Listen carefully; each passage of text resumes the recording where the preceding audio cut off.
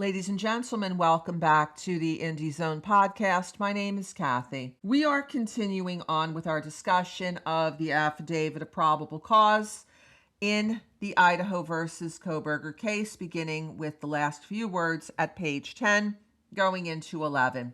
It states here, based on my own experience and communication with Washington law enforcement, I know that Idaho and Washington require front and back license plates to be displayed. Investigators believe that Kohberger is still driving the 2015 white Elantra because his vehicle was captured on December 13, 2022 by a license plate reader in Loma, Colorado, and then in parentheses, information provided by a query to a database. Kohberger's Elantra was then queried on December 15, 2022 by law enforcement in Hancock County, Indiana.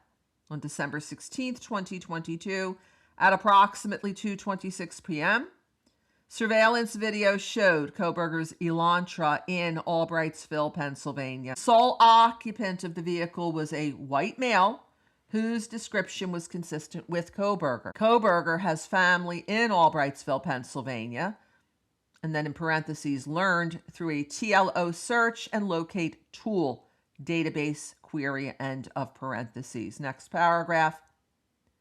Based on information provided on the WSU website, Kohberger is currently a PhD student in criminology at Washington State University. Pursuant to records provided by a member of the interview panel for Pullman Police Department, we learned that Kohberger's past education included undergraduate degrees in psychology and cloud-based forensics. These records also showed Kohberger wrote an essay when he applied for an internship with the Pullman Police Department in the fall of 2022. Kohberger wrote in his essay he had interest in assisting rural law enforcement agencies with how to better collect and analyze technological data in public safety operations. Kohberger also posted a Reddit survey, which can be found by an open source internet search. The survey asked for participants to provide information to, quote, understand how emotions and psychological traits influence decision-making when committing a crime, end of quote. The next paragraph continues on to page number 12. So we're going to address that in our next episode of this continuing series. I'd like to add a few comments, opinions, speculation, rhetorical questions pursuant to the First Amendment to the United States Constitution. First, Detective Payne is spending some time here explaining that Pennsylvania, unlike Washington and Idaho, does not require a front license plate. He has argued that suspect vehicle 1 at times was seen on camera without a front license plate. Detective Payne describes here that Mr. Kohberger's vehicle was in various states, in Colorado, in Indiana, in Pennsylvania. What is not stated, however, is that this was during the time of the winter break at Washington State University for the holidays, when students will go home, go to the family home, and then return back for the semester to start in January of the following year.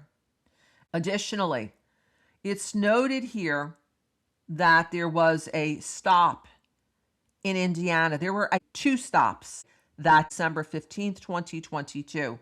And those 2 stops in Indiana have been available on the internet for you to review for years now.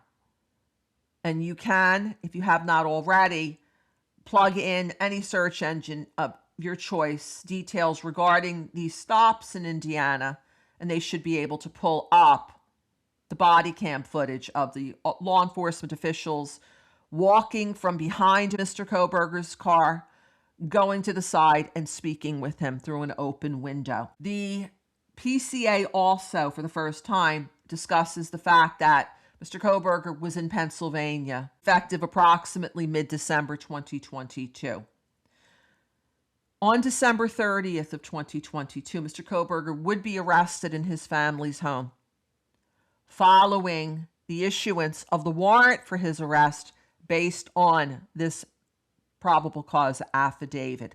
And he would be taken by the Pennsylvania State Police, who effectuated the arrest, to not the Monroe County Jail initially, but to a barracks of the Pennsylvania State Police, where Detective Payne and another detective from the Idaho State Police were waiting for him, conducted an interview. It didn't go very long. It was maybe 40 minutes or so total.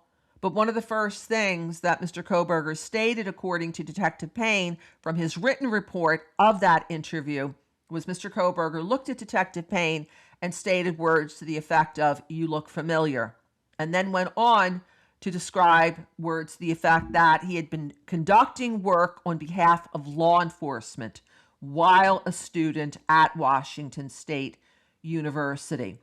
Those details are not included here.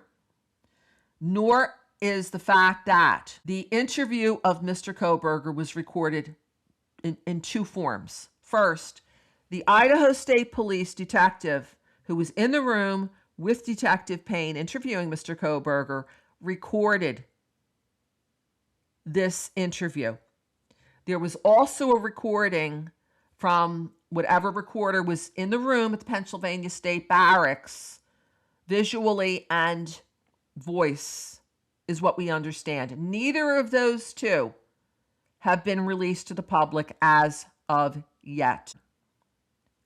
Then it addresses the fact that he had done a Reddit survey, but what it does not state is that he stated in this Reddit survey that this was for his classes that he was taking at the time when he was pursuing his master's degree in Pennsylvania at DeSales University. When this PCA picks up, it's going to start getting into other research that the law enforcement team, along with Detective Payne, was conducting, this time relative to cellular towers in close proximity to the King Road residence, and then it's going to get into some warrants that were issued regarding Mr. Kohberger's 8458 phones to include within this PCA in an effort to do as Detective Payne successfully did, which was to persuade Judge Megan E. Marshall to issue that warrant